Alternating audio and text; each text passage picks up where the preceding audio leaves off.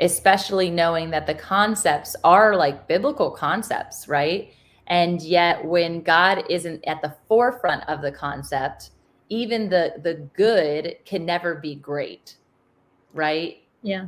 And Yeah. so that's what I think about. I think I see, even looking around, especially if somebody is walking through a huge trial or tribulation like that, I see them respond in things that might be good and quote unquote healthy, but because they're not actually running after God's concepts of rest or God concepts of even grieving, they end up getting back into a cycle that puts them into a place of unhealthiness.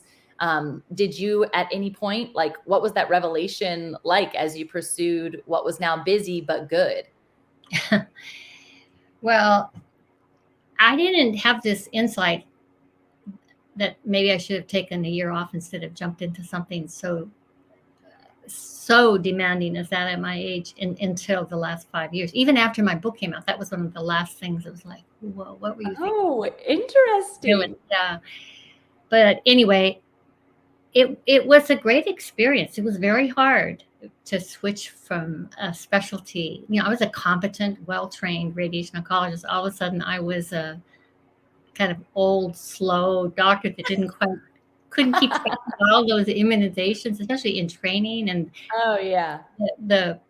my co-residents were so young. One graduated. No, what was it? I graduated medical school before he was born or something like that. I was like, oh my God. So it was it was humbling. Yeah, yeah, yeah, it's awesome. But it really, in another sense, was so broadening because I ended up moving after I finished, from Florida to Washington, D.C. And I worked in the city caring for immigrants and homeless people. It was just an eye-opening experience Wow. to what people go through on this planet, and how stress and neglect and childhood trauma and poverty and lack of education and discrimination, and how people's lives, I mean, it's hard sometimes for me to have seen so much and know so much, because it's like I feel like a queen living in luxury. Anyway, Yeah, wow.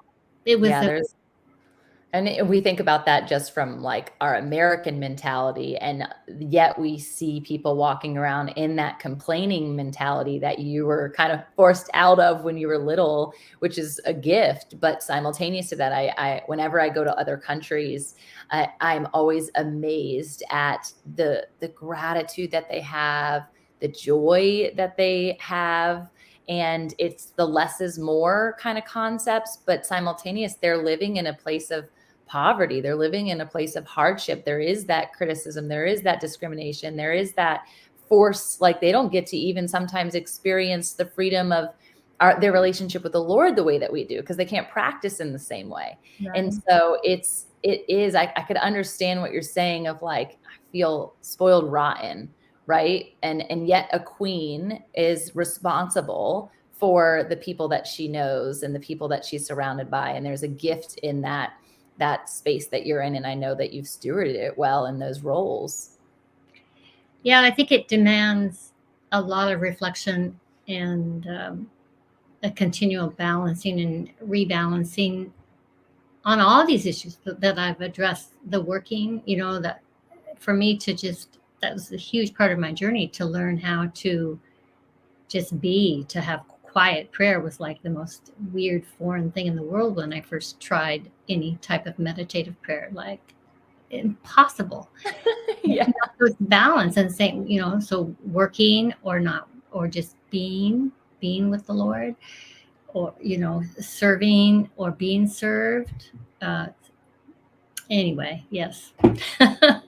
So you're at the point where you're in DC, you're going through this, and at what point did you shift into this book concept and kind of the living and the being that you are in now? Like, was there any like revelation, or was it again that slow was swim? a it was a slow process, but the Washington D.C. experience and seeing the effects of stress, and to see how people were healed of many ailments when they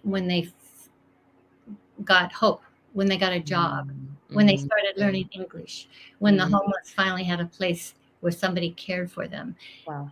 Aside from the medical care, it was just love and respect and hope. And you could just see these dramatic changes in folks who had so many ailments and problems. And then when their life started moving in a better direction, those ailments all went away. And all of this was in my head. I also, when I was in Washington toward the end, had my own stresses because it was extremely challenging for me, and physically demanding. And I really had my own burnout to deal with by the time I retired. I retired when I was 64. And so I was going to, and by this time I had a little more understanding about my marriage.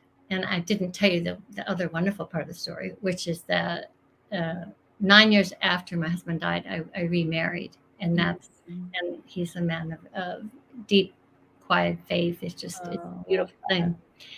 But anyway, professionally, when I left work, I had to get my health together, which I did slowly. But I wasn't ready to quit medicine. I really loved what I did. So I was going to write a self-help book. So for several years, I worked on a self-help book. But as I was working and working on, I started a program at my church called Serenity and Health to offer programs trying to address self-care of body, mind, and spirit. Um, and it was during this time that I was trying to connect secular mindfulness practices to Christian faith. I was trying to show folks that meditation wasn't just, a Zen thing. It Yeah, could yeah. be a very Not just holy, yogis don't just do it. and and all the things dealing with um, what it takes to try and have healthy habits. I mean, you just can't tell somebody you need to lose weight and exercise. It just doesn't Nope, work like that if nope. your head's not there. Yeah. But as I proceeded with the book, I also realized it evolved anyway into a memoir. And then as I started to write the memoir, I realized I had so many questions about my past. And that's when I started seeing a therapist for the first time ever. And it Wow. was really that process that helped me to get some understanding of why and how I did the things I did for all those years, and Yeah. and then my book, I kind of rewrote it and it became the memoir that it is. It's That's called a in prescriptive memoir, so that it's not just my story. It's meant to I offer. love that. I don't think I've ever heard that together. Is that like an actual category of genre of book? Apparently, it is. A prescriptive memoir. I love that. That's kind of essentially what mine is too, if I think about it.